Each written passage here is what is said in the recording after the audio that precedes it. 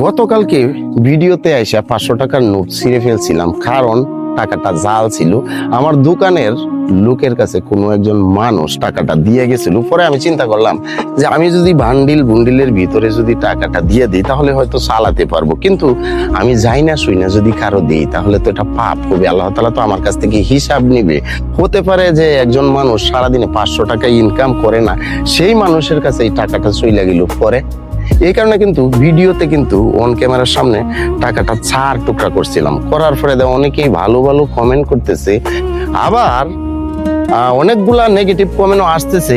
সবচেয়ে যে আমার কাছে খারাপ লাগছে সেই বিষয়টা হয়েছে, এই একটা মানুষকে দেখলাম যে প্রোফাইল পিকটা দেখলাম যে মুন্সি মৌলানাদের মতোই দেখা যায়। উনি বলতেছে যে আমার কাছে মনে হয় যে টাকাটা ভালো ছিল, আপনি ভিউ ব্যবসার ধান্দায় আপনি এই টাকাটা ছিঁড়ছেন। তো আমি বলতে চাই ভাই, এই যে 4 টুকরা করছিলাম টাকাটা কিন্তু আমার কাছে রেখে দিছি। আপনারা যদি কেউ দেখতে চান তাহলে দেখে যেতে পারেন। এই টাকা কিন্তু অনেকদিন থাকবে আমার কাছে ইনশাল্লাহ।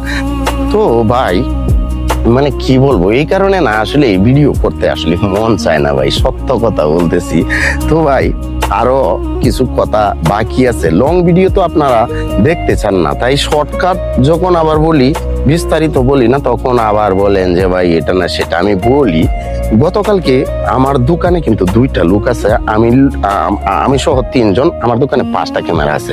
তো 500 টাকার নোটটা এভাবে দেওয়ার পরে টাকাটা কিন্তু ভাই ক্যাশ বাক্সতে রাইকে দিছে আমার লোকগুলা। তারপরে কিছুক্ষণ পরে যখন আবার মানে ক্যাশ বাক্সটা করলাম, তখন কিন্তু টাকাটা যে জায়গায় রাখছিল উপরে আসিল আর কি। এই টাকাটা কিন্তু আমরা মানে বুঝতে পারছি যে এই উপরের যে টাকাটা আর ওইগুলা টাকা কিন্তু বাজ ছিল আর কি, এই টাকাটাই আলাদাভাবে। তো চিন্তা করলাম যেহেতু ক্যামেরা আছে, ক্যামেরাতে একটু চেক করি। ক্যামেরাতে চেক করে দেখলাম 2 জন মানুষ মানে সন্দেহের তালিকায় আর কি। আর একজন বিশেষ করে মানে আমি নাই বলি ভাই, মানে চেহারা সুরত হচ্ছে মানে খুবই মানে ধার্মিক মানুষ, মানে পাকা চুল এরকম।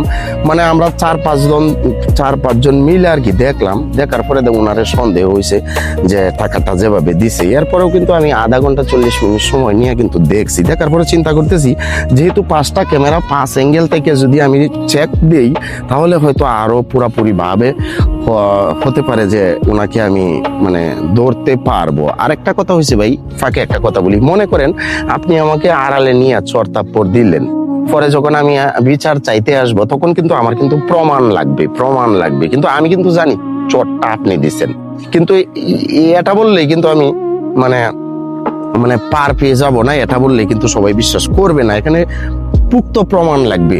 তো চিন্তা করলাম যে এই 500 টাকা দিল, এখন যদি আমি 3-4 ঘন্টা সময় ব্যয় করি তাহলে হয়তো আমার এই 500 টাকার চাইতে আরো বেশি ক্ষতি হবে।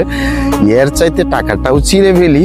আর যিনি দিছে তিনি তো অবশ্যই জানে, হ্যাঁ, তো সেও দেখলো ভিডিওটা।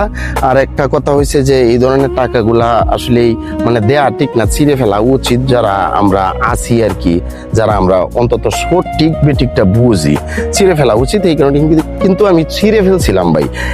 তো সম্মানিত ভাইয়েরা আমার, আমি এতটাও ভালো মানুষ না। যদি একবারে পুক্ত প্রমাণ থাকতো তাহলে কিন্তু আমি হয়তো ছাড় দিতাম না। অনেকেই বলতেছেন যে তাদেরকে মানে ধরা উচিত ছিল। হ্যাঁ উচিত ছিল, কিন্তু আমার লোকগুলা টাকাটা রাইকা দিছে ক্যাশ বাক্স।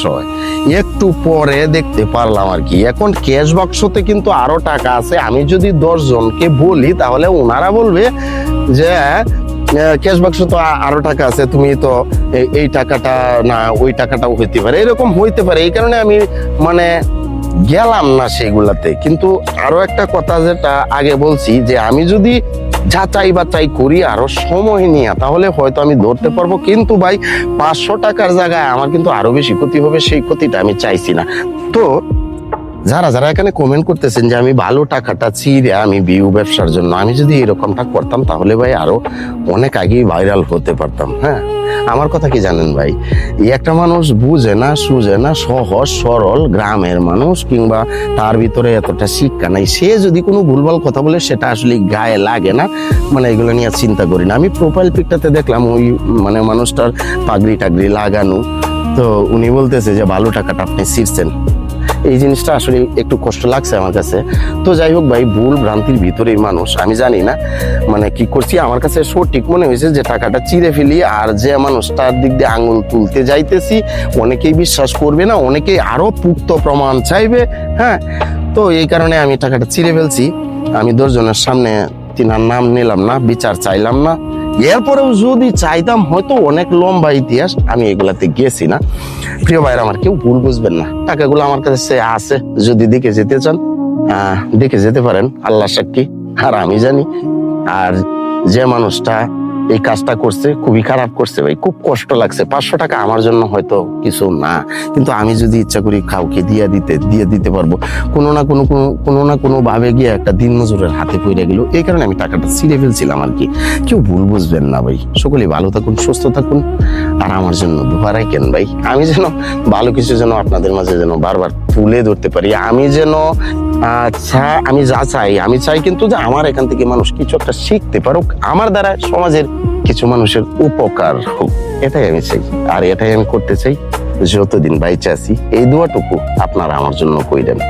আজকের মতো এখানে শেষ করে দিলাম। আসসালামু আলাইকুম।